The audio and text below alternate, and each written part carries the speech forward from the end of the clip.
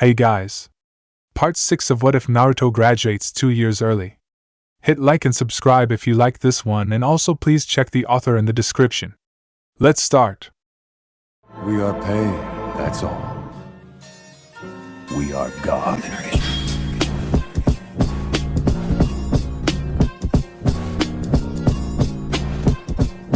Chapter 22, Chunin Exams, Trainers and Students / After greeting his sensei, Kakashi pulled a beer out of his fridge and popped it open, wondering what the hell Jiraiya was doing in his kitchen after staying away from Konoha and everyone in it for more than a decade.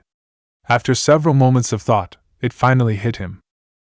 "You're taking Naruto, aren't you?" he asked, holding the open beer 2 inches away from his masked face, unheeding of the fact that it had begun to spill. "I had planned on it, yes," Jiraiya replied, and in that moment, he felt an almost uncontrollable urge to murder his sensei's sensei. Under Konoha law, he could get away with it too, since the man had invaded his apartment uninvited. "You do realize that I don't plan on handing him over," he told the man who had come into his home, eaten his dinner, and told him that he planned on taking Minato-sensei's son from him coldly. He knew that Jiraiya had the prior claim since he was the boy's godfather, appointed to the position by Minato-sensei and all. He even knew why the man had not fulfilled his responsibilities towards the boy until now, as it was the same reason he had hung back until Shimura had given him a legitimate reason to come forward. Even with that knowledge, the thought of the man taking Naruto away from him before he had a chance to connect with the boy enraged him.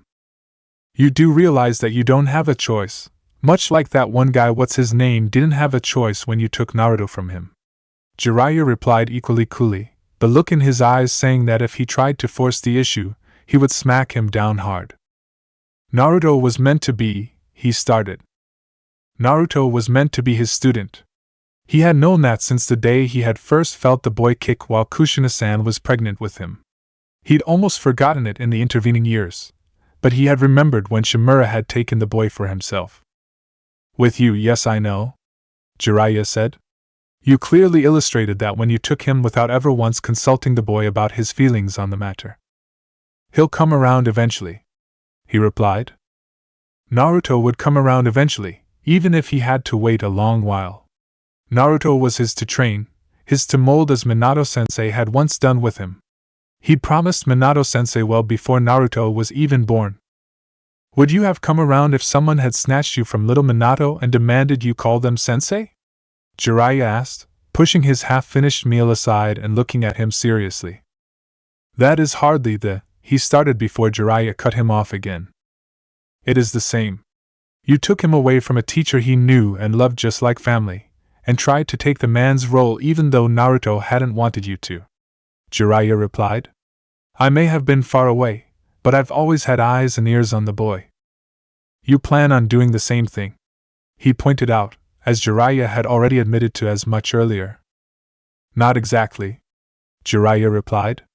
"While I do plan on springing a little surprise on the boy, I'm going to make it clear that I know that his sensei is his sensei, and that his godfather can teach him a few tricks that his sensei doesn't know.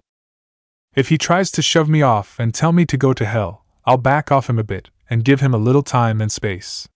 If you keep trying to squeeze him tighter, he's just going to struggle that much harder to escape." He scowled at this behind his mask.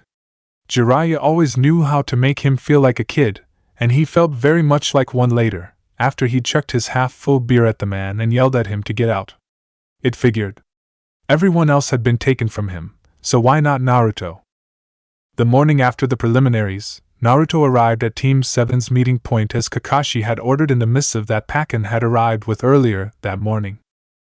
Sakura and then Sasuke showed up about a minute later, coming from 2 different directions, indicating that Sakura hadn't gone through her usual morning stalking routine that morning. Kakashi showed up 2 hours late as usual. The fact that the man looked hungover was not normal, however. Before Kakashi could say a word, however, Konohamaru's tutor bounded onto the scene. "Sorry I'm late," the man whose name he thought might be Ebisu said. "The honorable grandson somehow managed to paint the Hokage's office orange, and the lecture I gave him ran longer than I had planned." The look on Kakashi's face at this statement was absolutely murderous. "The reason why I called you here today," Kakashi said once Ebisu had settled himself well away from the man who was quite possibly going to be having words with him later. Is because I have had to arrange alternate instruction, since I cannot train all three of you for the third phase of the exams. There were 2 potential instructors, and 3 of them. That meant… Yes. He was getting back with Tetsuo-sensei, finally. Ebisu here will be taking Sasuke, Kamizuki Suzume has agreed to train Sakura, and I will be taking Naruto. Kakashi finished. What? But Kakashi, he started. He had to act fast, or his chance to spend a month with Tetsuo-sensei would be gone.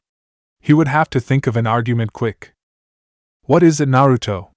Kakashi asked. Wouldn't it make more sense for you to take Sasuke? He asked, having gotten his inspiration from the horrified look Sasuke had given Konohamaru's tutor. Both of you have the Sharingan, and Sasuke is a lightning affinity like you as well. Not only that, but Sasuke will be going up against a rather dangerous Earth user who ripped that one guy apart. That does make sense, Naruto, but… Kakashi started, clearly not willing to let him go. It was going to take a long argument to get rid of the man, and Sasuke really did need the training, so he wasn't entirely doing this for selfish reasons. While Team 7 met, Inuzuka Kiba sat at Hinata's bedside as he had done for the past hour and a half. The medics had had to restart her heart twice since the preliminaries. Somehow, Hinata had managed to pull through though and was in the ICU instead of the morgue. He had come to visit the instant the hospital allowed it, despite the fact that the girl was unconscious, and he would stay by his teammate's bedside until she got better. He had nothing else to do, and even if he did have something else to do, he would still have visited. It was a pity that Niji was untouchable at the moment due to the exams. If he tried to do anything to the other boy, Shino could be disqualified because of his interference, since he was Shino's teammate. This little fact was only just barely holding him back from going up to Niji and ripping his balls off though. If Shino didn't get the bastard during the exams, he was going to murder him afterward.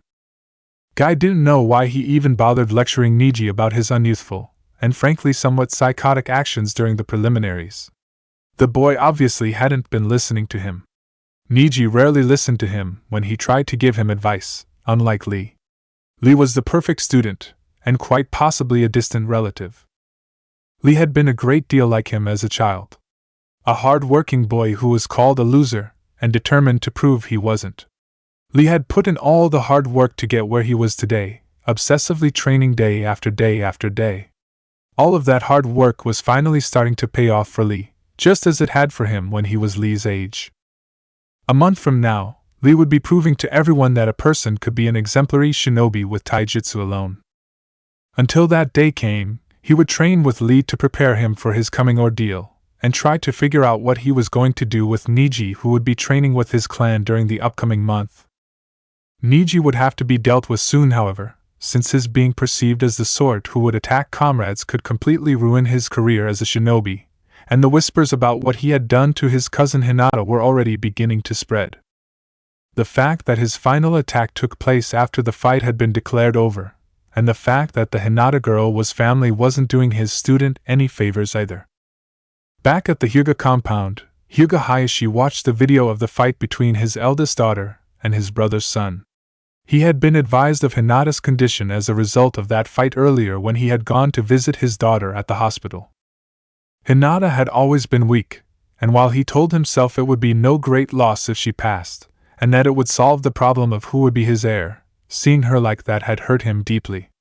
She looked so much like her mother had in her final moments. Turning his attention to the video, he watched in surprise as the trembling and weak creature he knew suddenly grew determined and began to battle her older cousin despite knowing the outcome in advance. He grew even more surprised when the girl rose after she lost, despite the fact that she had to be in almost unbearable agony, and was quite likely suffering from a heart attack at that time. It would seem that Hinata wasn't so weak after all. Jiraiya observed his future apprentice from a distance as the boy argued with little Kakashi. He would have to find the most opportune time for them to meet, the time when his student's son would be most inclined to accept his assistance. He couldn't just outright introduce himself as the boy's godfather, as that would raise some questions that he couldn't answer right now thanks to a set of orders he'd received from his sensei long ago. The fact that the boy knew a little bit about his mother might help answer some of those questions, though, as he had become the child's godfather with his mother's consent. Hiruzen sensei had sent him periodic updates on the boy while he'd been away from the village, so he knew much of what had been going on in the child's life over the years. He had also managed to send 1 or 2 presents to the child that he was certain couldn't be tracked back to him over the years as well. Now, once he found the opportune moment, he was going to be directly interacting with Naruto for the first time since he had been a newborn. As she left with Ebisu, Sakura honestly didn't know how the hell Naruto did it. Now, instead of 1 trainer for the 3rd phase of the exams, she now had 3.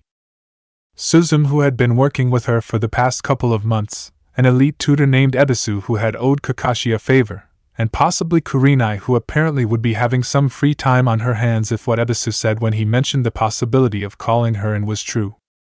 What had happened was that Naruto had somehow managed to talk Kakashi into taking Sasuke as his student, and somehow managed to fast-talk Ebisu into taking her on at some point during the argument as well.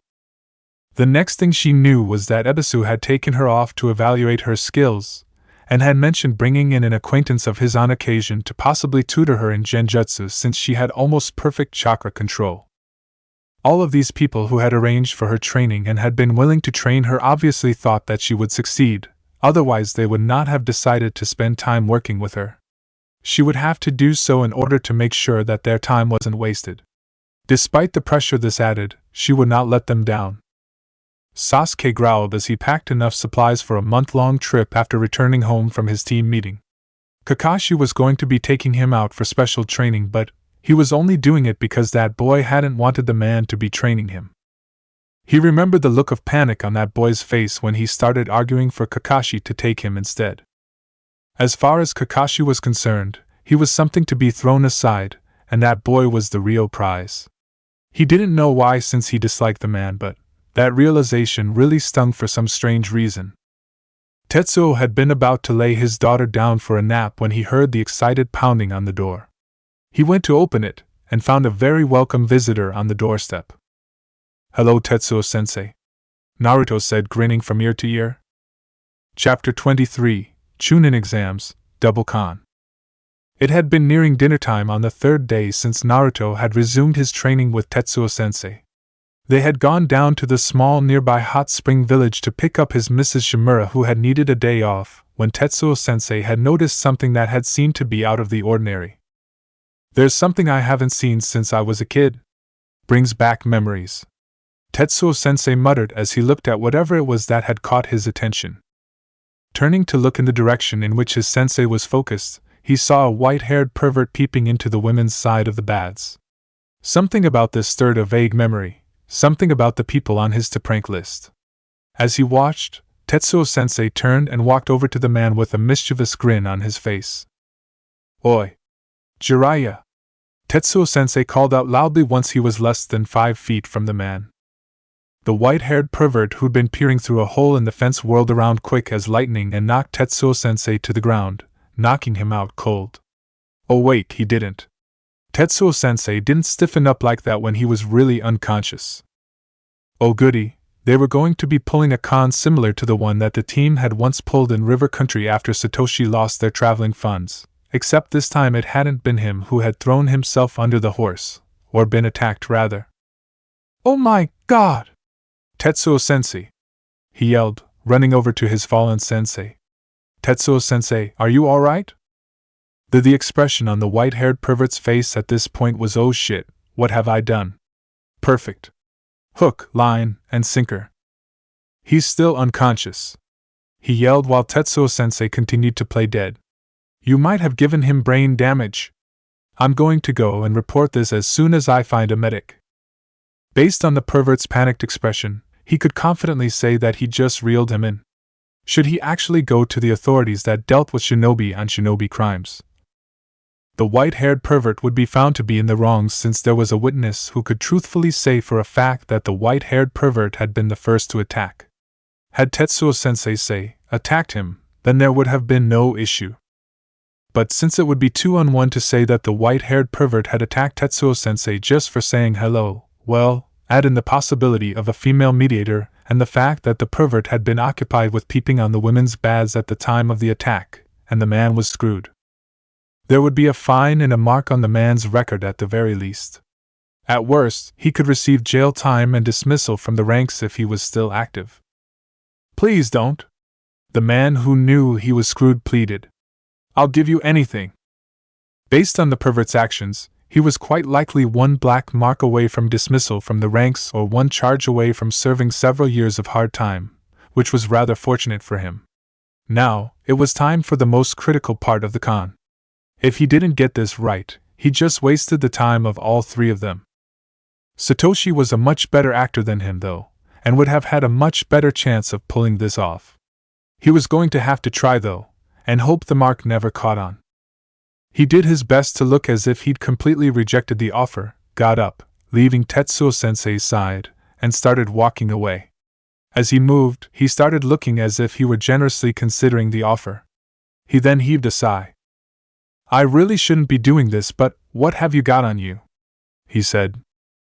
This was the part that would make or break the con. It seemed to have made it, however, since the man had started listing a bunch of useless things. It was time to put pressure on him to make him go for the valuables. "Please hurry, I need to get a medic for Tetsuo-sensei," he said, trying to sound worried about his sensei's condition despite the fact that he was standing here shaking the white-haired pervert down instead of getting a medic like he should be doing.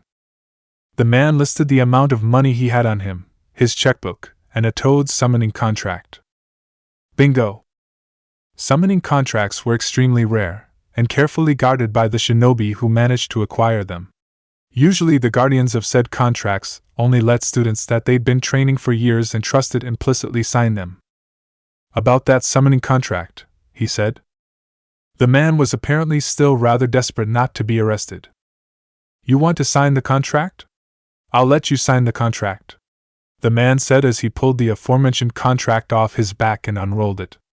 "I'll even teach you how to summon toads later as well." He made sure to be hesitant, and properly reverent, as if he wasn't sure he should be doing this as he reached towards the aforementioned contract. It wasn't all that hard to do so, since there was a niggling suspicion in the back of his mind that it had been all too easy. Maybe why it seemed so was because it was more than likely that the man would skip out on the actual summoning lessons. Oh well, Kakashi had the dog contract, and would be able to teach him the basics. While the particulars of summoning differed depending on the animal, there was some basic commonality for all summons. "You sign it in blood, kid," the pervert said, when he moved for a writing implement. He complied, putting his name and a set of bloody fingerprints down in the space right next to that of one Namikaze Minato, which, if he remembered correctly, had been the name of the yondaime. "Well, now that that's taken care of," the man said as he refurled the scroll, and turned to leave. Bye-bye. Tetsuo-sensei got up as soon as the man was gone. "Good job, Naruto," Tetsuo-sensei said. "But do you know that signing that contract will be absolutely useless without?" "I'm not that stupid," he replied. "Kakashi has the dog summoning contract, he'll teach me the basics, and I'll figure it out how from there. If I didn't know where I would be able to find a teacher, I'd have shook him for cash." Jiraiya chuckled to himself as he watched Naruto and his sensei from a hidden perch nearby. He couldn't wait to see the little con artist's reaction when he found out exactly what he'd signed himself up for. He knew that it was going to come as a slightly nasty shock to the boy, but then again, the brat should not have tried to con him like that. He'd been avoiding cons like those for years, and knew how to spot them from a mile off. Now that his business here was done, he was going to head over to the tower and register his new apprentice. The boy would be his for 5 years, but unlike Kakashi, who had tried to keep a stranglehold on him, he knew to give the child space and allow him to visit with his sensei. While many would have called him irresponsible for not raising his godson as he had agreed to do should something happen to little Minato and his wife, leaving little Naruto behind had been one of the most responsible and heart-wrenching choices he had ever made. Jiraiya protectively cradled the small bundle close to his chest. This had not been what he had in mind when he'd been named godfather to the child who had been named after a character in his book months earlier, but he was willing. He knew how to feed a baby and change diapers thanks to numerous D-ranked missions that had been taken in his youth, and was confident that he could still do so even though it had been more than 2 decades since he had last done so. Even though he had wanted to be the cool uncle who showed up on occasion and spoiled the kid rotten, he was willing to drop everything to be Naruto's parent. "Think about this, Jiraiya," his sensei said. "I'd gladly let you raise Minato's son if it were safe, but people are going to see that you have a blonde-haired, blue-eyed child with you, put the facts together, and come after the child if he is with you. You can't always be there to protect him, and it would only take just once for something tragic to happen. It would be better for him if nobody knew exactly whose child he was, and I've taken steps to make it far more difficult for them to find out. I could dye his hair," he said. "Even the temporary hair dyes we use are harmful to babies," his sensei replied. "Would you really risk the boy's health and safety because of your own selfishness?" He knew his sensei was being logical, but his heart didn't want to accept what the man was saying. It was too painful. He'd lost so much, and now he would lose Naruto too. Coming back to train Naruto was the least he could do for the boy he'd unwillingly left behind long ago. While he would have to work around the fact that Naruto had a sensei he cared for and wasn't about to give up and wasn't about to be given up by again. And the fact that Kakashi was clinging to the boy like a limpet that refused to be pried off, he would find a way to make it work. He had to in order to make it up to the boy for being gone so long. Instead of going home for the day as he'd been about to do when Jiraiya had turned up in his office, Third Hokage looked over the application his student had handed him. While he was tempted to say no, there was the fact that Naruto was no longer a small child, and could now look after himself as well. Naruto had proven himself capable of going up against an A-ranked missing nin in the recent past, so that reduced the number of potential dangers to the boy quite a bit from the time he was a baby. Jiraiya had even found a reasonable and somewhat logical explanation for why he was taking Naruto as his apprentice that had nothing whatsoever to do with who Naruto's father was, so if anyone looked, they wouldn't get their answer from the application. He would have liked to allow his student to have taken Naruto in as a baby, but he had known that it wouldn't have been feasible considering Jiraiya had been running the intelligence network that was keeping tabs on Orochimaru, and the fact that the man had been Namake's sensei had been a well-known fact. If anyone had seen a blonde child with him, suspicions would have immediately been raised, and any number of children would have tried to kill the child just in case. Now, Naruto was old enough to be able to look after himself, and people probably wouldn't immediately associate him with his father other than to note a vague resemblance, as besides coloring, the boy took after his mother's side of the family very strongly. Smiling, he added his signature and stamp of approval to the form. Naruto would be able to learn a great deal from young Jiraiya, as the two had been very much alike when they had first started out in their lives, so Jiraiya was probably the one teacher who could best understand him. After weaseling his signature onto the Toad's summoning scroll, retrieving Mrs. Shimura with Tetsuo-sensei, and going with them when they picked up the baby form her mother's, Naruto stopped by the hospital to visit Hinata on his way home. She was still unconscious when he arrived. Kiba was sitting by her bed, and Akamaru was curled up next to her whining slightly. He felt guilty as he gazed upon the tableau they made. This was his fault. If he hadn't encouraged her to fight a much stronger opponent, she would have simply curled up on herself, and bowed out unharmed except for her pride. Instead, she had fought, she had lost, and now she was just barely clinging to life. After watching Hinata and her teammate for a while, he entered the room and took the other chair beside Hinata's bed. He half expected Kiba to growl and chase him out for what he had done to his teammate when he did, but he didn't do so. Instead, the other boy moved to give him more room. "Hey Hinata," he said, as he picked up the hand that Kiba had apparently set on Akamaru. "You won't believe the day I had." As the unresponsive girl lay there, he told her the story of how he and Tetsuo-sensei had tricked some white-haired pervert into allowing him to sign his summoning scroll, even though he was pretty sure that she couldn't hear him. It had been his fault that she had gotten hurt, and he would be there for her until she got better, and do whatever it took to make it up to her when she did. Chapter 24, Chunin Exams, Training and Awakening. Naruto had been going over the finer points of his plan for dealing with his first match during the third phase of the exams with Tetsuo-sensei, namely, don't let Niji get close enough to touch him. And use things that don't require chakra if he does. When the white-haired pervert that Tetsuo-sensei had informed him was named Jiraiya and was apparently one of a group of 3 legendary ninja who had trained under the old man Hokage before the Second War showed up. "What are you doing here?" he asked, as he looked up from the information he and Tetsuo-sensei had managed to get on the Jukin, in order to better form their strategy. "I had a little spare time, and thought I'd drop by and teach you how to summon toads," Jiraiya said, going into some over-the-top pose as he did so. What was it with ninja and drama? It was like they were deliberately trying to be contrary or something. You're told all through the academy that a ninja was not meant to be noticed and that there should be almost no sign of your passing, and just as soon as you graduate, and before then even, well, there was Zabuza and his flying sword trick, the exam proctors and their suddenly appearing in a cloud of smoke due to several simultaneous shunshins. There was Anko flying in through a window and flinging a banner, there was Mato Guy's dynamic entry, and there was this guy. Sure, a dramatic entrance could knock an enemy off balance and cause them to over or underestimate you depending on the situation, but it was also a good way to get yourself killed, since you've just pulled yourself away from any available cover and completely ruined the element of surprise. "Great," he said semi-excitedly once he'd finished internally grumbling about ninja and unnecessary drama. It seemed that the pervert he finally remembered to have been the one who had ogled Suzum in the mixed baths that one time was actually holding to his word. That didn't mean that he wasn't going to prank him for upsetting Suzum though. He'd be taking care of that just as soon as the man finished teaching him how to summon toads. Toad summoning would actually be useful for his fight during the 3rd phase of the exams, as he could use the creatures as some sort of distraction while he set his traps and goaded the Hyuga bastard into them.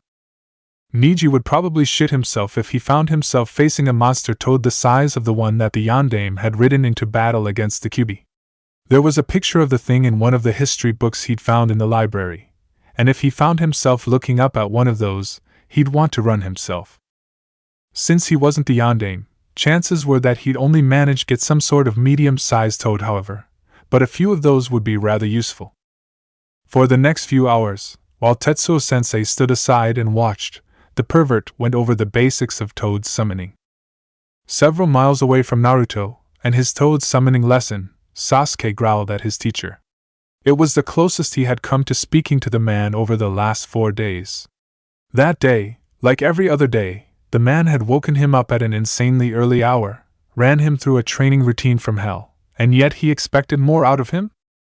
"You know, that attitude problem of yours is the reason you didn't graduate early like Naruto did," Kakashi said, casually leaning against a tree with his nose buried in his perverted book as he had been doing for the last hour. "What?" he yelled, stunned by Kakashi's little revelation. "Your attitude and apparent superiority complex which you seem to have inherited from your father was seen as potentially disruptive," Kakashi said calmly as he turned a page. "The fact that an early graduation would have placed you on a team with older genin would have been disruptive enough," Kakashi continued, still reading that book.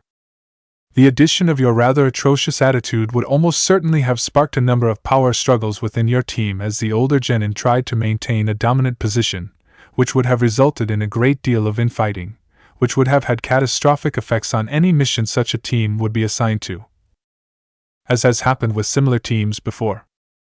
It was decided that unless your attitude improved, you would remain with your initial graduating class, since the members of that class would be able to compensate for and work around your behavior since they were already accustomed to dealing with it. Over the following years, your attitude got worse instead of better, and here we are, with you causing trouble as predicted," Kakashi casually concluded as he turned another page. After listening to the Hataki's listing of his failings, he sat there stunned. The only reason he hadn't graduated with that boy, or possibly even before him as he should have, was because somebody thought he had an attitude problem. An attitude problem? Well now, 10 more laps, and try to improve your time, as this is an exercise for increasing speed as well as stamina. If you're going to knock off Guy's student's routine like you tried to do during our spar yesterday, you'll need both," Kakashi said lazily, gesturing toward the track he'd worn into the grass over the last couple of days. Over in the Hyuga compound, Niji continued his solitary training, ignoring the strangeness of the last few days. Instead of the usual reverent treatment he got from the other branch house members and the words of encouragement that accompanied it, everyone seemed to be dodging him, as if they didn't want to be associated with him for some strange reason. It was probably because they thought that he would be up for punishment for what he had done to that loser Hinata during the preliminaries. While there was an awful lot of bad blood between the main and branch houses, there was no outright conflict besides the occasional argument. The reason for this was simple: the main house held the lives of all of the branch house members in their hands. As children, each branch house member was marked with a seal which could seriously hurt, or even kill them when activated by a member of the main house. He'd learned about the pain the hard way early on when his uncle had activated his seal for merely looking at Hinata the wrong way several years ago. It still felt strange, however, to receive fearful glances from his branch house relatives as his family skirted him in the halls instead of approaching him and asking him how he was doing or how his training was going, or providing words of encouragement in regards to his future performance in the third phase of the exams. Oh well, such was fate, and if it was his fate to be shunned, then so be it. Gaara smiled faintly when the man named Tucci welcomed him with a smile and handed him his usual. Over the last couple of weeks, he'd apparently become a regular enough customer that the man already remembered his preferred order the instant he saw him. As always, the food wasn't the best, but the company was to die for. When he was halfway finished with his meal, a brown-haired chunin with a scar across his nose sat down next to him. After giving him the usual initial once-over that he got from all shinobi who weren't native to Suna, the man simply went on with his life without showing any fear beyond the small amount of caution one gives a foreign stranger. It was unusual to him since the expressions he got at home were of varying degrees of terror, and the ones he got when he encountered foreign shinobi during a mission usually swiftly morphed into the same.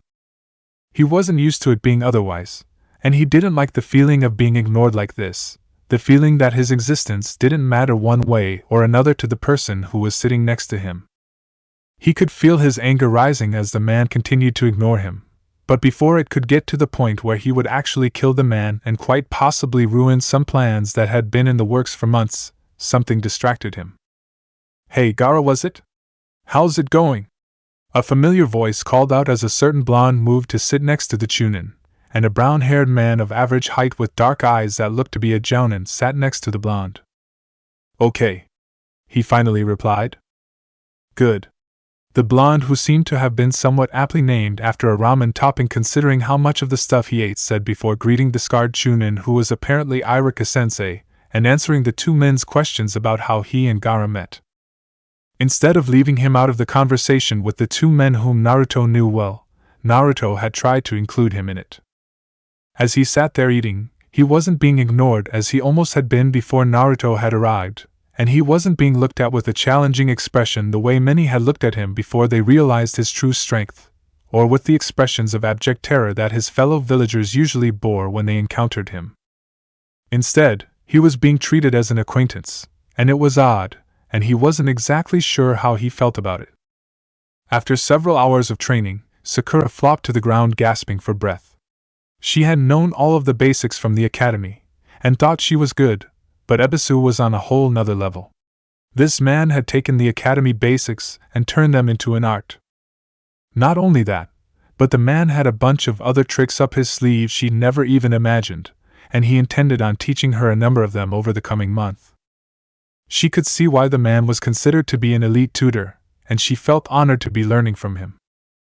"We'll work on that genjutsu exercise Kurinai-san demonstrated yesterday," the man said after she had rested a while and gotten her breath back. "Yes, Ebisu-sensei," Sakura said, standing despite the fact that she was exhausted.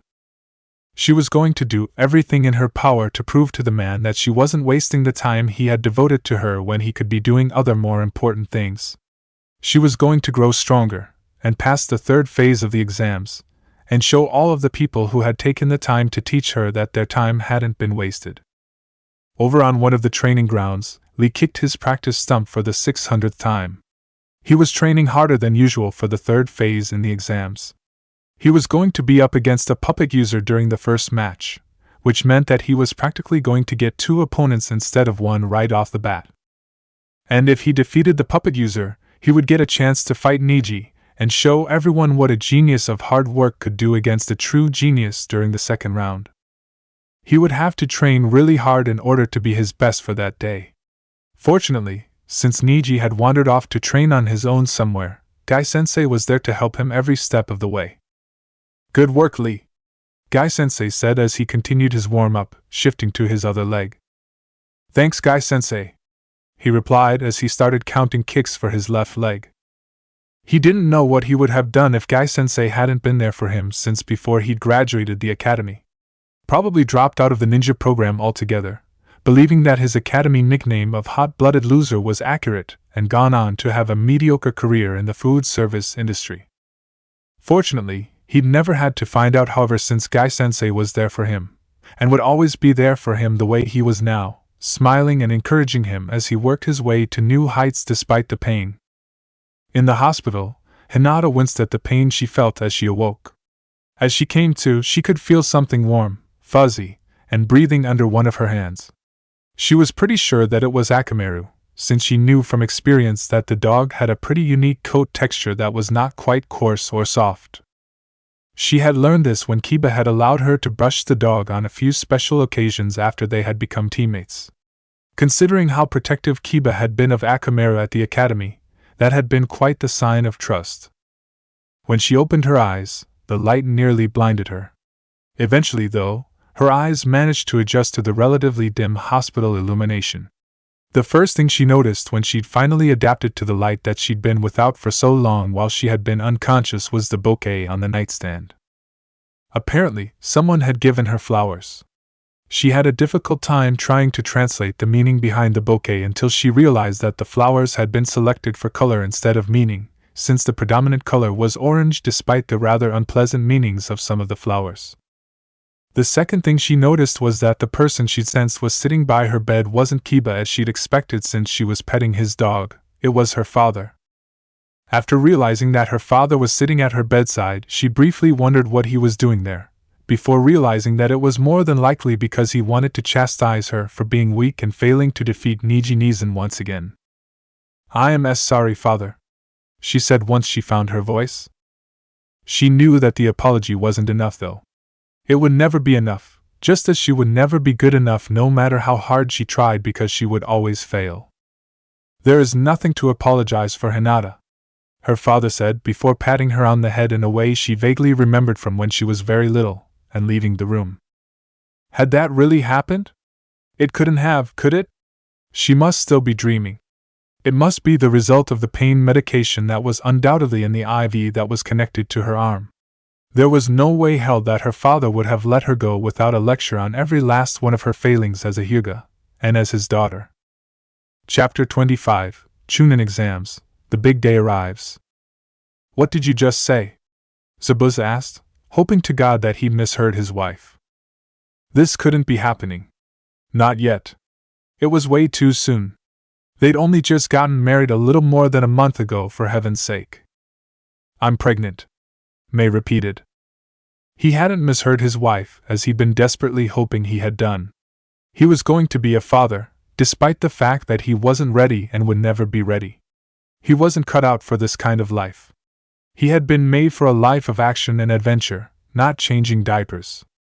He didn't even know how to change diapers, since he'd never gotten a babysitting job during the 4D ranks he'd taken as a genin before they'd handed him C's because nobody wanted to trust him with anything that didn't involve killing. He honestly wasn't ready to face the fact that in 8 months or so, he'd be responsible for a small thing that screamed, wet, and crapped itself, and he didn't think that he ever would be. Haku, on the other hand, was standing there grinning like an idiot, apparently happy at this turn of events. Well, it wasn't Haku that was going to be the parent, and it wasn't Haku who was going to be responsible for the care and feeding of the impending bundle of doom. After the wedding, May had made it quite clear what she would do to him if he tried to foist all of the childcare duties off onto his loyal follower. "Congratulations, Zabuza-sama," Haku said much too cheerfully for his tastes. That settled it. He was going to find a wife for Haku, a wife that was willing to have lots and lots of babies, and they'd see who had the last laugh then. Sasuke was somewhat surprised when he woke up to find the sun already in the sky. Usually, Kakashi would wake him up at some insanely early hour for more of the training from hell. As he looked at the already risen sun, he wondered at the feeling that today was important somehow, but for the life of him, he couldn't think of why. It was as he was counting the number of days that he'd trained with Kakashi that he realized what it was. Today was the day of the third phase of the Chunin exams, and if they didn't get a move on, they'd be late. When the realization had finally sunk in, he shot out of his sleeping bag as if it were filled with flaming scorpions, raced out of the tent as if the very hounds of hell were on his heels, and went searching for Kakashi. There was no way in hell he was going to show up 3 hours late for something as important as the final phase of the Chunin exams. After searching for several minutes, he finally found Kakashi lounging in a tree reading one of his ever-present pornographic novels. "We've got to get out of here now or we'll be late," he yelled up to the man, relieved that he hadn't disappeared altogether, as he was occasionally wont to do. "Late for what?" Kakashi asked lazily, not even bothering to look up from his book. "Late for the Chunin exams," he replied. "Whoops.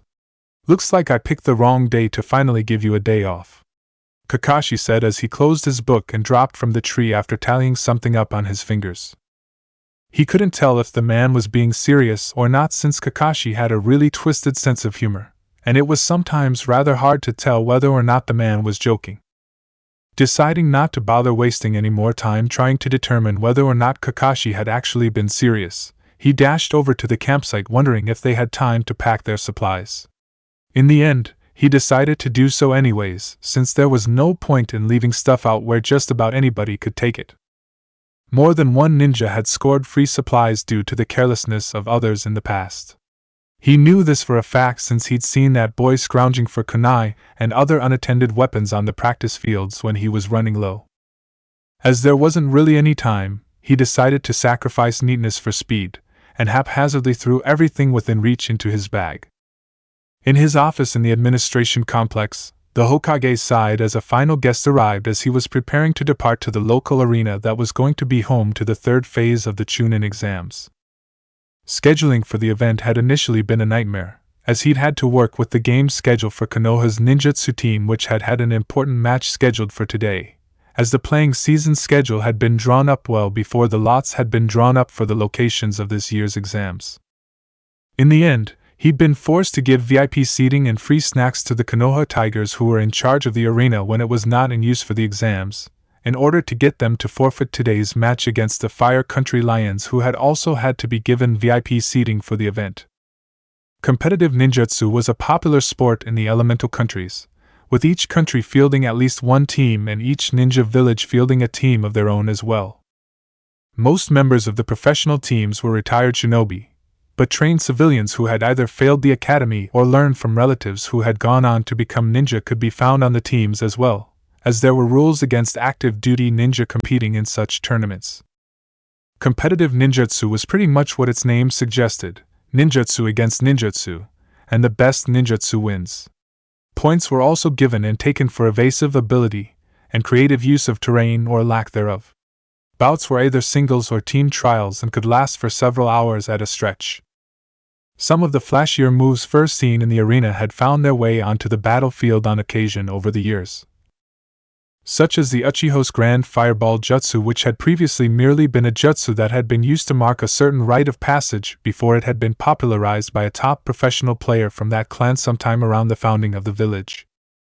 He'd been torn from his musings on competitive ninjutsu that he'd been lost in as he'd grabbed his hat and got up to go in order to be on time for the opening ceremonies when Danzo had walked into his office with some last-minute paperwork. Great. Just what he needed to start his day.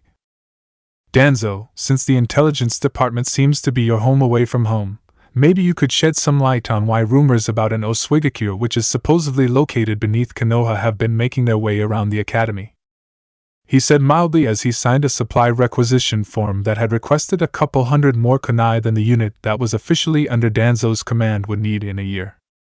Village hidden in the sewage? Danzo replied as he took the form back. Other than the fact that children tend to come up with the most unusual things, I don't know.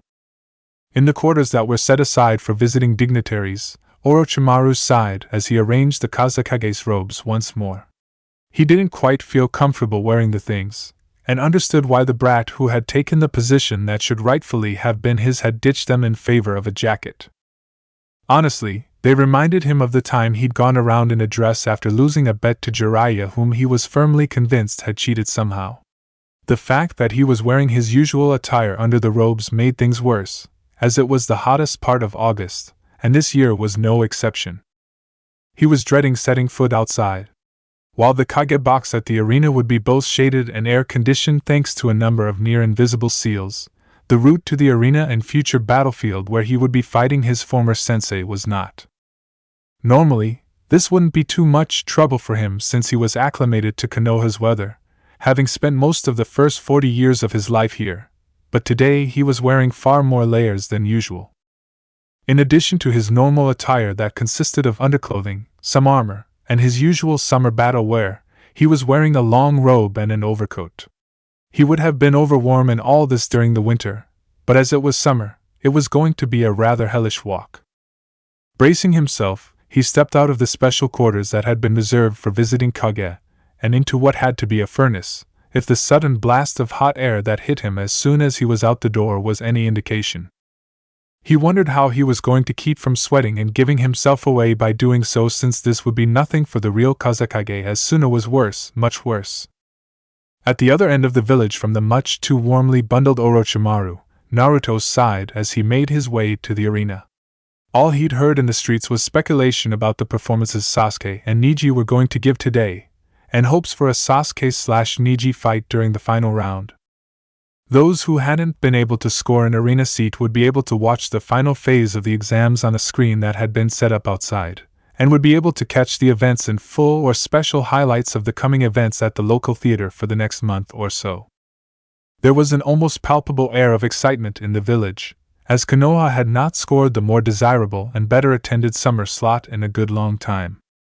While winters in Konoha were relatively mild, many of the lords who attended the final phase of the exams did not enjoy traveling during that season, as a sizable number of them had to make their way over treacherous snowy passes and whatnot to even get to Fire Country.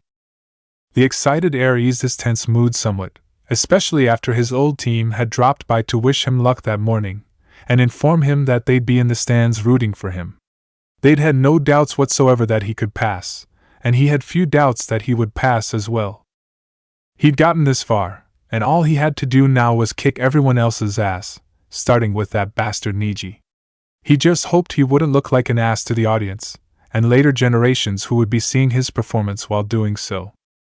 The white-haired pervert Jiraiya had shown him the film of his own performance during the exam finals before he vanished to wherever the hell he went when he wasn't teaching him summoning or trying to convince him to let some of that damn fox out, and he hadn't laughed that hard in a long time. That wasn't exactly how he wanted himself to be remembered, though. He wanted future generations to see how cool their Hokage had been as a kid when they studied him in history, not laugh at how stupid their Hokage had looked while fighting. At Ichiraku Ramen, Gaara hastily drained his bowl as he prepared to leave for the arena in which the third phase of the exams would be taking place. This was quite possibly the last time he would see the old man who ran the ramen stand and his daughter. He tried to order for them to be kidnapped prior to the invasion, but Baki had countermanded his order, and Baki would of course be paying for that after this bothersome invasion was over. While it was still possible that the old man would be taken and brought to Suna after the invasion was over and they and their allies won, there was still the distinct possibility that the small family would die before that could happen. He'd been on the edge all week, and suffering from withdrawal since he'd not been allowed to kill anyone for the past month, and these little visits to Ichiraku had helped him center himself, and hold on until the time was right and he could unleash the demon he contained, whether it be Biju or an evil monk as his people had believed it to be. When he attempted to pay his tab after he'd finished his ramen that day, the old man told him that the bowl was on the house since he was a friend of Naruto, before he wished him luck in the exams. The man had given him free food. The man had given him free food, and not in a here, now please don't kill me manner. That had never happened to him before. As he made his way to the arena, he tried to figure out what he felt about it. He knew that hadn't felt this since his uncle had passed, and didn't have a name for it. Whatever it was called, it wasn't entirely painful. In a different section of Konoha, Shikamaru sighed and muttered troublesome as he and his father made their way to the arena. Personally, he'd much rather be at home, but he knew that he'd never hear the end of it if he skipped this, and that would of course be more troublesome than just showing up, giving up, and getting it over with, since he'd be hearing it from his usually rather laid-back father as well. His father, who was following his mother's orders and making sure he arrived, was nursing a hangover because the man had gone out with his old teammates and gotten completely smashed the night before. When he'd gone to pick the man up from the restaurant, it had been while his father had been in the middle of sharing one of the more embarrassing stories of the original Ino Shikacho team with another one of his friends. While learning new things was almost always interesting, he had not wanted to know that when his father and his teammates were genin, people kept mistaking Yamanaka-san for a girl, since the usual makeup of a genin team was 2 males to 1 female. And that the man had been pursued by a particularly stubborn older genin for more than 3 months before he had finally snapped and dropped his trousers in a rather crowded public area. This morning had gone well enough though, making up for the embarrassment of the evening before. Both Ino and Shuji had stopped by to wish him luck. Not that he really needed it though. He was still debating on exactly when he planned on giving up. In another part of Konoha, Lee's heart pounded in excitement as he raced towards the arena and his future. Guy-sensei was keeping pace alongside him as he ran. This was it. This was the big one. This was the day he'd prove himself to everyone. There would be no more hot-blooded loser. There would be Rock Lee, Chunin of Konoha, and the next Green Beast. In the quarters that had been the Suna team's home for the last month and change, Kankuro slung Karasu across his back. His heart hammered in his chest as he prepared to depart. Today was the day. Finally, after months of planning, and a tense month of waiting and hoping that Gaara didn't snap and either kill him or find some other way ruin everything, it had come. Looking at Tamari, he could see that his older sister looked just as nervous as he felt. She knew too. Today was the day, and it was too late to go back. Today, they would go to war. Chapter 26, Chunin Exams, Naruto vs. Neji. Naruto's heart pounded as he looked up at the crowd that was seated far above him. It seemed to take an eternity before his match was announced, and everyone else in line was dismissed and sent to wait in the competitor's box until their matches were called. Finally, after what seemed like forever, and yet no time at all, he was facing Hyuga Neji, and waiting for the proctor to start the fight. A few heartbeats later, Shiranugenma called for them to begin. The instant after the match had officially started, he summoned a few shadow clones before darting towards the trees in order to set traps that would take advantage of the terrain, leaving a pair of clones behind to test the Hyuga's reflexes and alter his traps accordingly. He was holding the toads he'd learned to summon in reserve, as they would make an effective hidden wildcard if he were backed into a corner, since few people knew he'd signed the contract. The pervert Jiraiya had been convinced that he would have been able to summon the boss Gamabunta if he just used the Kyuubi's power during the summoning lessons, but he had refused since the potential consequences were too great. There was no way he was going to let any more of that fox out of the seal. Who knew what would happen if he did, or whether it weakened the seal every time he did so. Though he was unable to summon Gamabunta, and would likely be unable to do so for a good long while. He was however able to summon some rather large toads which he could use as a distraction if he needed to without resorting to taking more of the Kyuubi's unfiltered chakra. As he'd known going into the fight, Neji was strong and fast, and leading him into his traps would be like herding cats, especially considering the fact that the Byakugan had a near-perfect 360-degree view.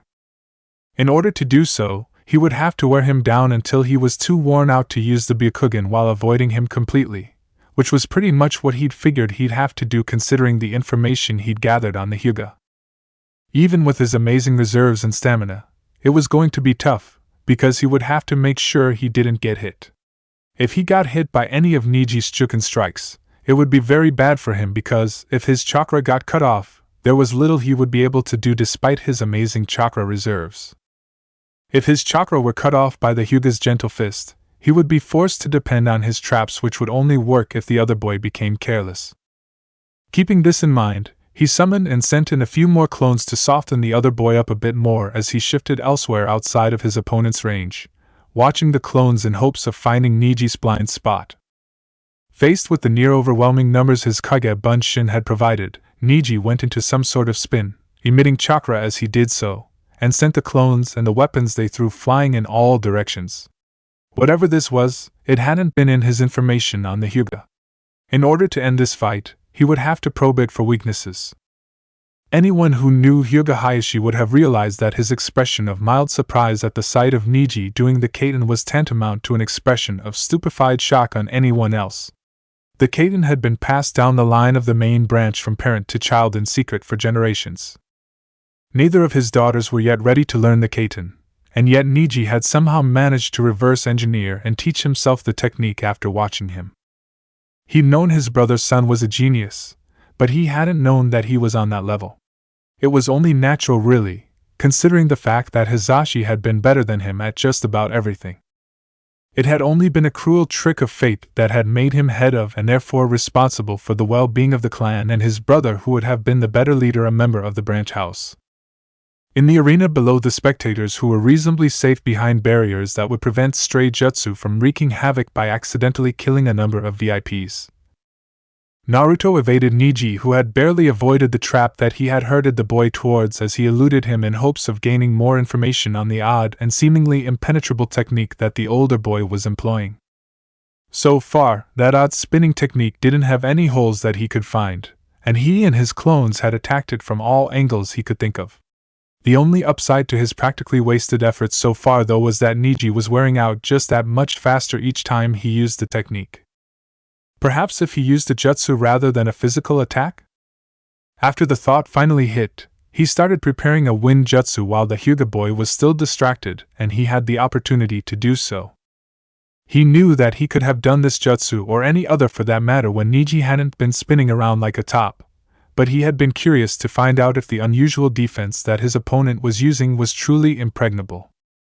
Such knowledge would be useful to both him and the Hyuga clan in the future, as if he could find and exploit such a weakness, if any, then someone else could, and that could cost a Hyuga quite likely this one their life in the future. Futon, Kazakiri no Jutsu. He called out after making the requisite hand seals for the attack. He wasn't quite proficient enough with the jutsu that he could drop the name as he did the attack, as the jutsu's name was a focus of sorts, kinda like an extra hand seal. After enough practice, he could start dropping a number of seals, and eventually the name of the attack itself. Eventually, he would be able to master it to the point that he would be able to call it up with little more than a thought, but that was years, and possibly even decades down the line. As soon as the final seal had been made and the attack called, the resulting blade of wind flew towards the whirling Niji and parted as it met his chakra shield. Seeing as that hadn't worked, he would have to think of something else. Perhaps if he created a counterspin? His twister shot wasn't all that good, as he hadn't had much opportunity to practice it, but it probably would work for his current purposes. Upon deciding on a course of action, he did the requisite hand seals and blew out a small tornado of wind-laced chakra that spun in the opposite direction of Niji's whatever the hell it was. Both techniques collided, wind blew in all directions, nearly knocking him over as it ripped up plants around him, and a massive cloud of dust formed. When the dust cleared, Niji was on his ass with a rather stunned look on his face. Apparently, the counterspin had negated Niji's rotation as it had been meant to do. Niji quickly recovered, got up, and made his way towards him, looking almost completely uninjured and as stoic as usual despite the fact that he'd been picked up and dropped by a miniature tornado. Despite the fact that Niji appeared to be in near-perfect health, the attack apparently wasn't a total failure, as it had illustrated a weakness in the boy's technique, and softened him up a bit. Now that the boy had stopped spinning, it was time to send in the clones to soften him up even further. Since the boy obviously had a temper, if his behavior at the end of his match with Hinata during the preliminaries was any indication, a bit of battle banter might be in order to make him lash out and make a critical mistake. The boy was close to one of his better and more vicious non-lethal traps, if he could just push him into it. You know how you were going off on Hinata for being a failure, and how it was her fate to lose? One of the clones who'd apparently been thinking along the same lines as he had been said. Well, look who fate decided was the loser now. Not only am I going to win, I'm going to kick your ass for what you did to Hinata. Nobody hurts my friends, much less tries to kill one of them in front of me. I swear, there has to be something seriously wrong with you if you're willing to pull an Itachi in public. Many civilians, especially those from outside the village, might have been puzzled by the last, but he knew that Niji knew full well what he was saying and therefore would be extremely offended by the accusation, since in the years since the Uchiha massacre, pulling an Itachi had become slang for killing members of one's own family. Rather than reacting in a manner that would be expected of a ninja who'd just basically been called a clan killer to his face, and trying to rip either his head or his balls or both off, Niji responded to this by going into a long lecture about fate, which included a story about why he hated his cousin so much. Throughout the lecture, that included a listing of exactly why Hinata was supposedly a total loser, and anyone whom she befriended couldn't be that much better, especially a clanless orphan. He carefully nudged the boy towards the trap he'd been hoping to get the other boy to charge into in a mindless fury. Since Niji seemed so preoccupied with his tale, it seemed that his little plan would succeed despite the rather unusual setback. "Man, you're a total asshole," he said when Niji had finished his story, which included a bit of show and tell involving a seal. "What gives you the right to decide who is and isn't a loser, and tell people that fate decreed it to be so? What gives you the right to decide what someone's fate is? You're not a deity, you're just some jerk who isn't even willing to admit that the reason he went after his cousin was simply for revenge." That apparently finally did the trick, and an enraged Niji finally lunged forward to attack. Good, if he could get him more towards the right, and keep him distracted while doing so. Now for the kicker. "Hinata wasn't the failure you are," he said, goading his opponent even closer to the trap he'd set up. "Hinata worked hard to change herself, and wouldn't stay down even after she was defeated. You, on the other hand, you don't even try to change things or yourself, and go crying about fate when things don't go your way. I'm willing to bet that after this match is over, you're going to go on and on about how it was your fate to lose to a stronger opponent, while plotting to take me out the moment you are given the opportunity to legally do so in revenge. You're pathetic." Bingo. There went Niji, there went the trap, and he didn't even have to pull out any of his toads to win. Pity. He'd been looking forward to seeing the expression on that guy's face when he summoned a toad the size of his bedroom. Ah well, he could always summon one later, and if that jerk tried anything, he'd be getting a close and personal view of the interior of a toad's digestive tract. "How does it feel to be beat by someone everyone used to call a loser?" he asked the boy, who was barely conscious and unable to rise, having practically been electrocuted by the trap he'd lured him into. 2.5 years ago, just about everyone would call me a loser and believe that I wouldn't amount to much if anything. I graduated the academy by the skin of my teeth, and was only barely competent when I did so. I spent the next couple of years building myself up practically from scratch with the help of Tetsuo sensei, and now, well, watch. Who you call a loser, jerk, people do change, and chances are that the guy you constantly put down will end up kicking your ass in the end. Winner, Uzumaki Naruto, the proctor said, when Niji finally lost consciousness. Hyuga Hayashi watched as his twin son was carried off by medics. Hizashi had always been the better of the two of them. It had been Hizashi who had almost always won their sparring matches. It had been Hizashi who had produced a son. It had been Hizashi's child who had proven to be quite possibly the most powerful Hyuga in generations. Hizashi who'd been marked as inferior due to the timing of his rather unfortunate birth. He had failed his brother's son the way he always ended up failing the rest of his family, especially Hizashi. He hadn't known until it was far too late to do anything about it that the boy had harbored such hatred and resentment within him. He hadn't gotten close enough to notice, as looking at the boy was painful, since he was the spitting image of his father. The boy was a strong echo of the mirror image that had always been there until one day it wasn't, and he was forced to live in a world without Hizashi, because of his own ill-conceived actions. It was long past time that he should have a serious talk with the boy. When he did so, he would finally hand over a letter he should have given him long ago, but had selfishly held onto because it had been the last thing Hizashi had given him before he died. From his seat in the competitor's box, Lee felt a pang of jealousy as Niji was carried off the arena floor after having lost to someone named Uzumaki Naruto that he vaguely remembered hearing about on occasion. That should have been his victory. Niji should have won so he could face him in front of everyone in the next round, and prove that a genius of hard work could defeat a natural genius. He had trained so hard for the day he could finally defeat Niji. Today, however, apparently wasn't that day. He would still be able to prove that a person could be a great shinobi with taijutsu alone on this day, however. He was up next, and slated to face off against one of the Sangenin, a puppeteer named Kankuro.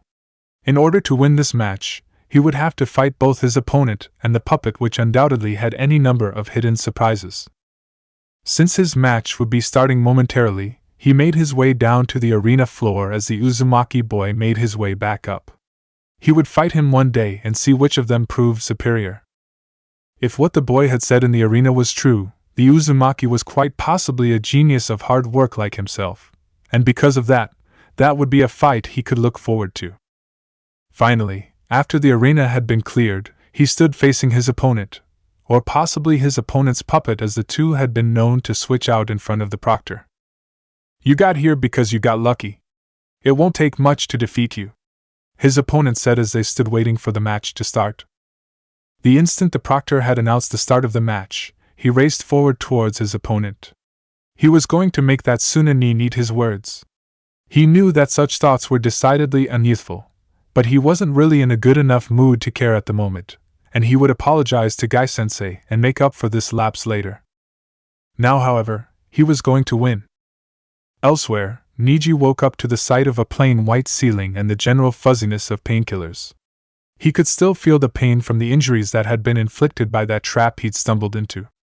Being forcefully pinned in place before being slightly roasted and electrocuted wasn't fun.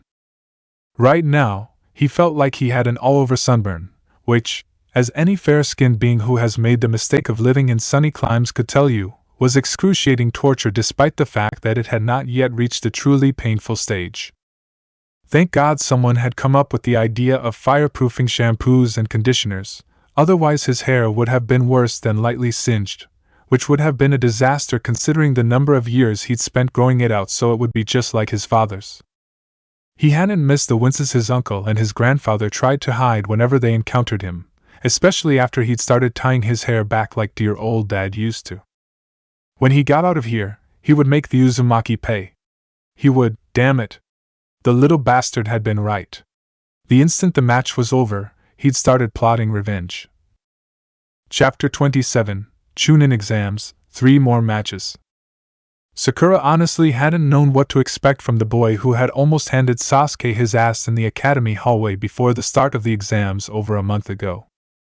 As the boy had been older, in a completely different cycle, and not someone she encountered elsewhere in the village or from a family she was familiar with, she hadn't really known him from Adam. When she had questioned the boy's former classmates in order to gain information on him in order to form a strategy for dealing with him if she somehow managed to win enough times to face him, and vice versa, the word that had come up most often was loser. She wasn't quite sure how accurate that assessment was considering. The boy's appearance and manner may have been overbright and disturbing to her sensibilities, but still, he had made it this far, and it couldn't have entirely been on the merit of his teammates, or strongest teammate rather. Hyuga Niji was last year's Rookie of the Year, and a seemingly insurmountable obstacle that she had been unable to come up with a plan for, which was just as well considering the fact that Naruto had already beaten him. Lee's opponent Kankuro was an unknown variable in this bout as well.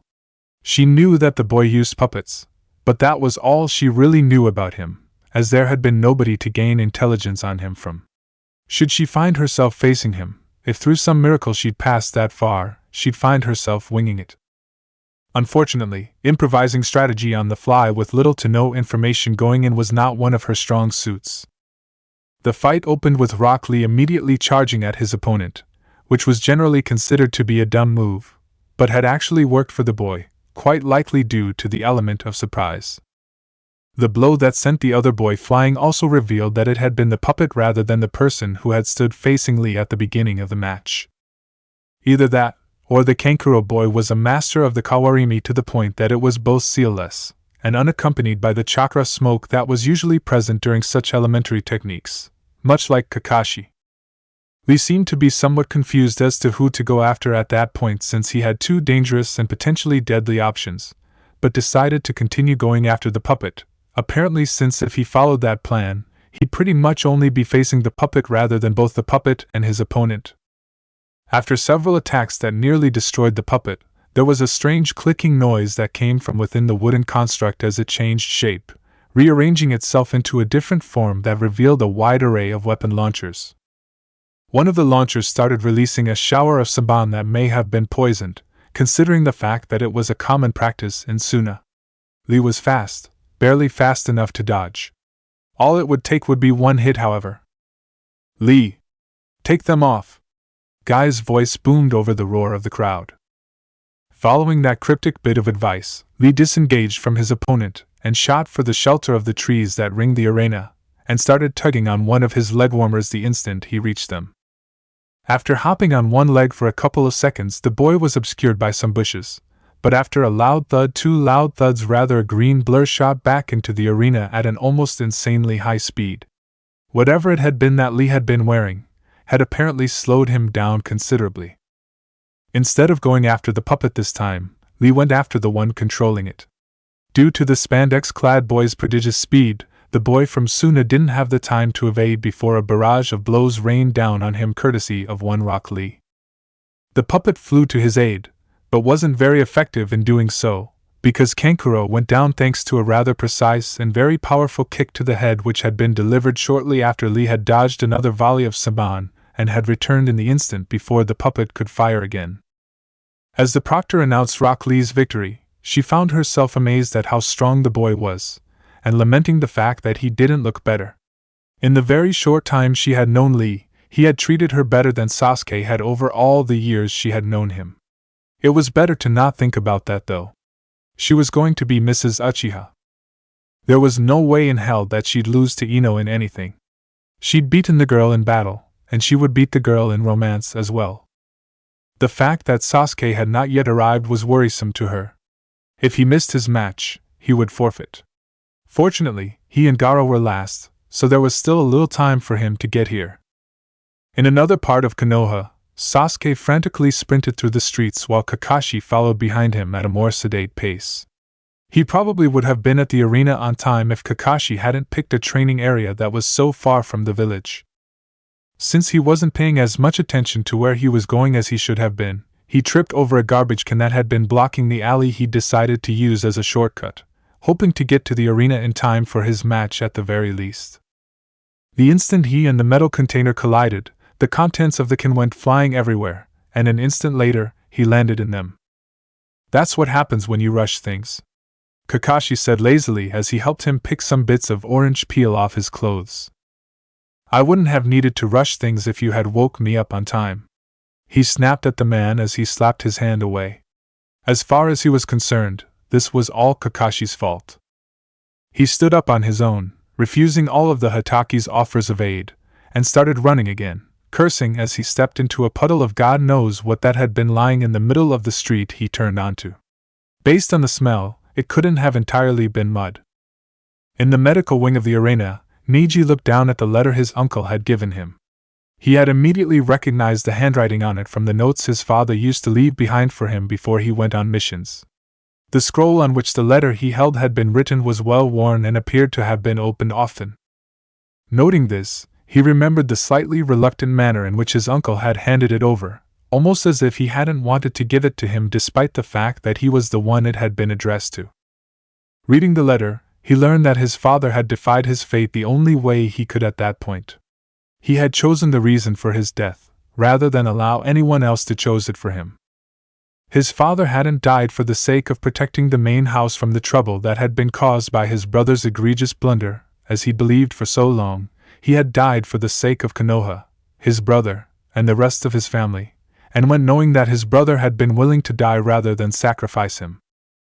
Instead of honoring his father's sacrifice as he should have been doing, he had hated the very people his father had died to save, and had savagely attacked the girl he'd once admired the most for being one of the sweetest and kindest people he'd ever known.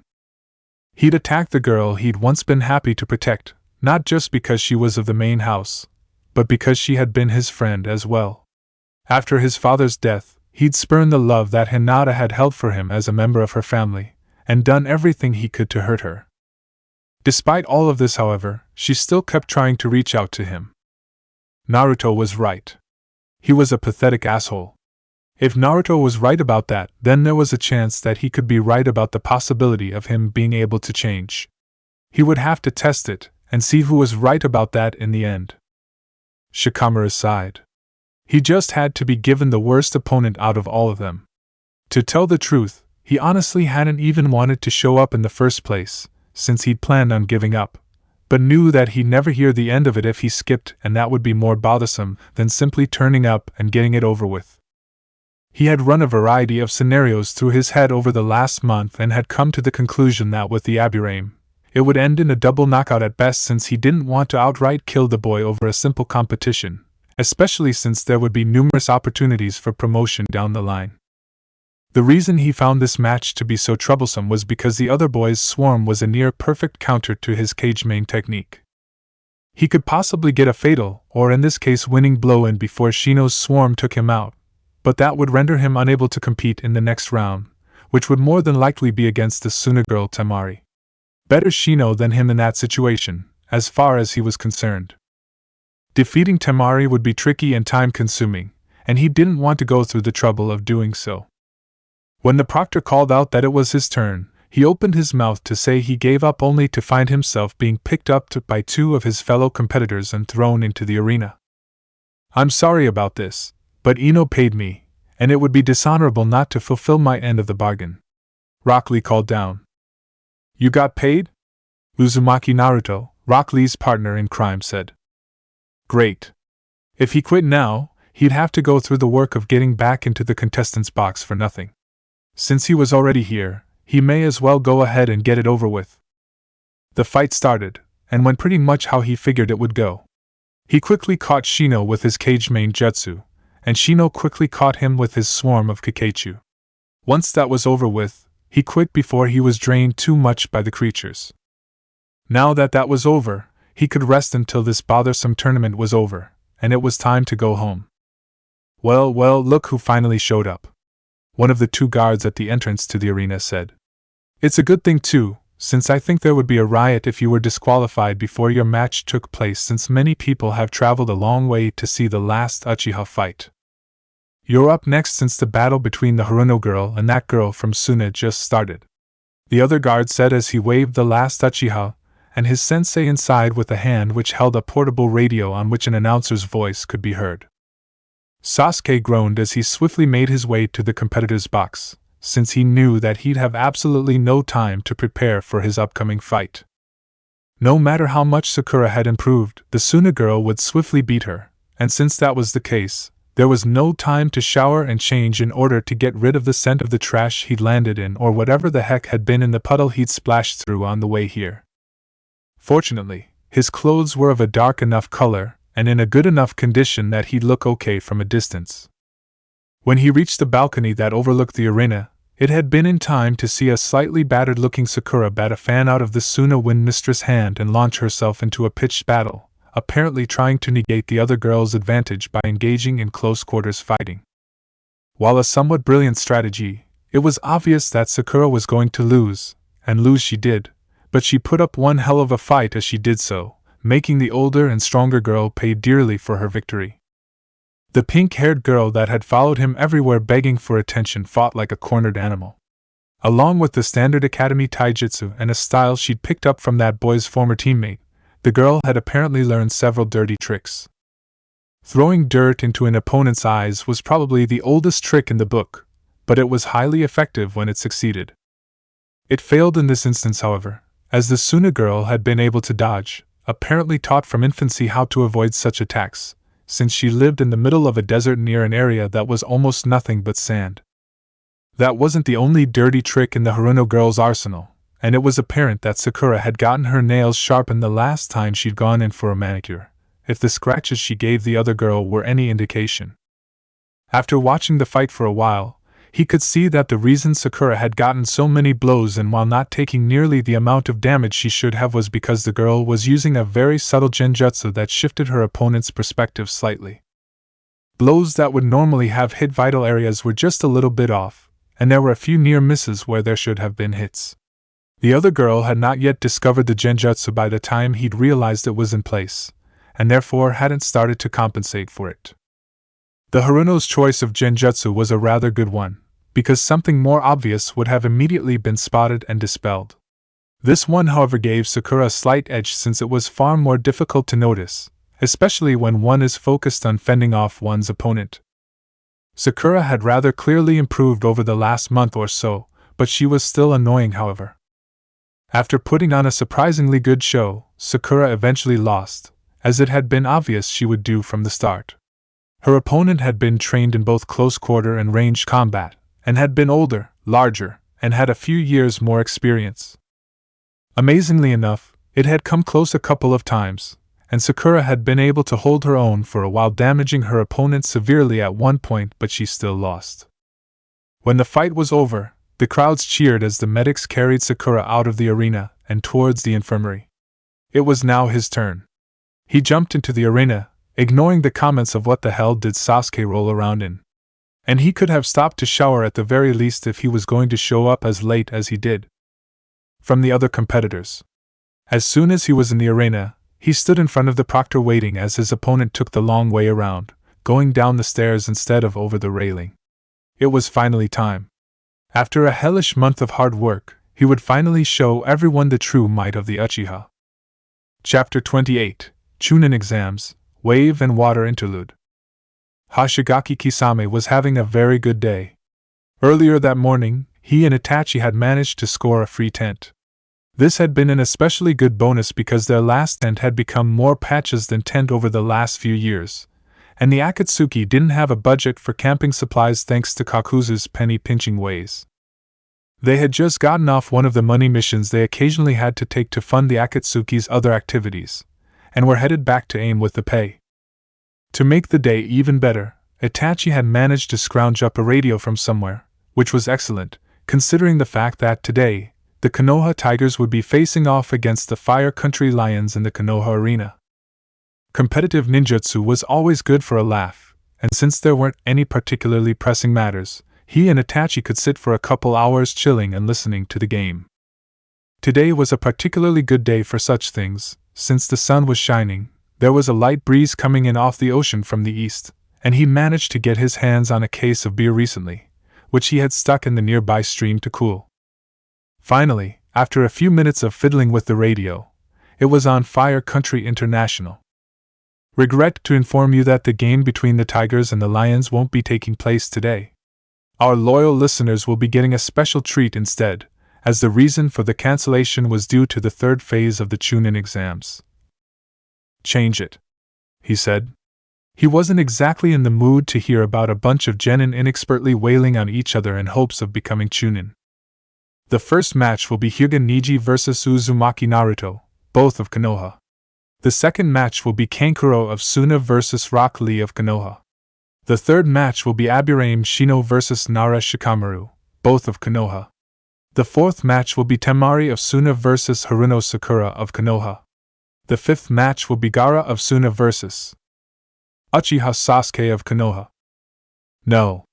I think I'll leave it here for a while, Itachi said, pulling back the hand that had been very slowly reaching for the radio's tuning knob, as the boy had apparently been listening for any familiar names before he flipped the station in search of something better, or at the very least more interesting. 100 Rios says that the Kyubi Jinchuriki wins the first match, he said. No bet, Itachi replied. In the main town of Wave Country, which was the closest thing the small country had to a city, Inari sat in front of the old radio and twitching in excitement as he waited for the first match of the exams to start. He and his grandpa, who did carpentry work as well as heavy construction, had dropped by to fix one of the walls that had been destroyed a few days earlier during a fight between a pair of genin from Kirigakure who had been escorting an exceedingly fat merchant. A few minutes earlier, someone had turned on the game between the Lions and the Tigers, and instead got a surprise announcement. Naruto would be competing in a tournament, and best of all, he was up first. He was up against some guy named Niji, but he was sure Naruto would win very quickly since he was the most awesome ninja ever. As soon as the announcement of the reason for the cancellation of the Lions and Tigers match had been made, several people rushed out of the inn to get everyone they could find. There was no way in hell anyone was going to miss this. As we wait for Proctor Shirani Ginma to announce the start of the first match, a message is coming in over the radio network from the former Whirlpool Citizens Alliance in the nation of Wave wishing Uzumaki Naruto luck, and that everyone there will be rooting for him. For those who don't know, the Uzumaki were a prominent clan in the former ninja village of Yuzushiogakure, which had once been Konoha's closest ally. Inari grinned as he listened to the message. He knew exactly who sent it, since there was currently only one certified radio operator in Wave, and he was a jack of all trades, including bridge building. In Kirigakure, Haku turned on the radio, hoping to distract his Zabuza-sama from his anxiety over the impending arrival of his child or possibly even children. Zabuza hadn't been doing so well since Mei had made her announcement, and had had a minor panic attack when he'd brought up the possibility of twins, since there was a history of that occurring in Mei-sama's family. A nice game would be exactly what Zabuza-sama needed to get his mind off things, and there usually could be one found at this hour on just about any station that wasn't devoted to music. Even the religious stations ran commentary on sports of various kinds.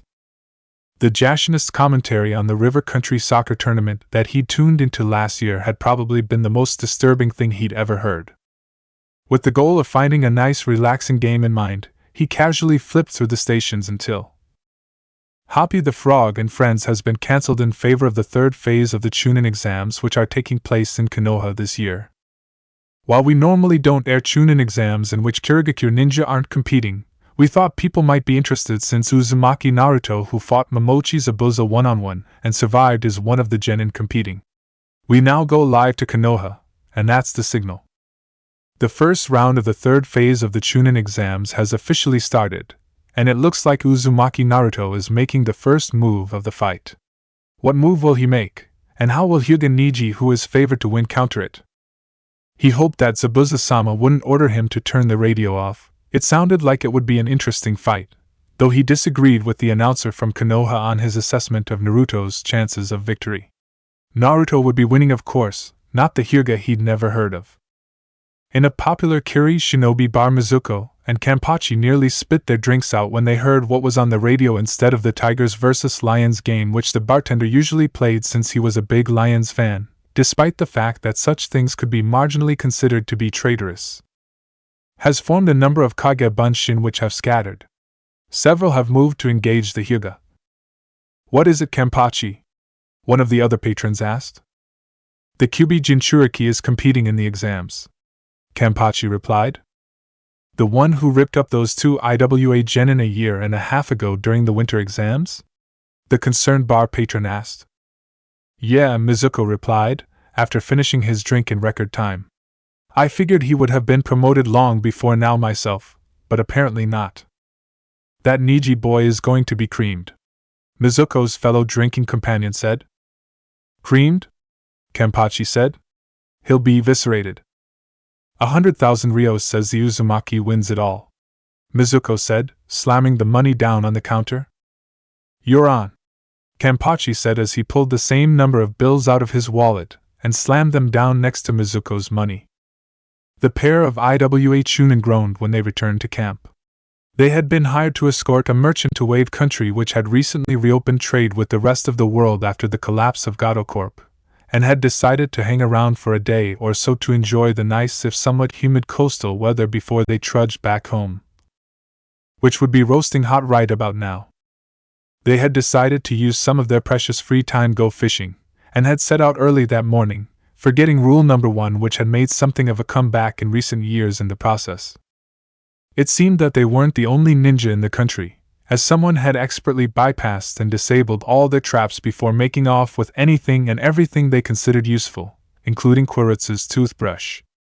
Seeing as they needed those supplies, it looked like they would be spending their afternoon tromping around the island looking for the thief or thieves rather than relaxing as they'd hoped to do, and that was most definitely not how they had wanted to spend their day.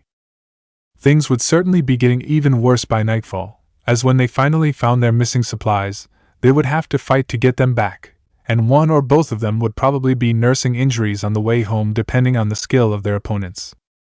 Grumbling about the indignity of it all, they set out in search of their missing property. After about half an hour, they found themselves at a camp near a stream that contained a very familiar tent. Is over.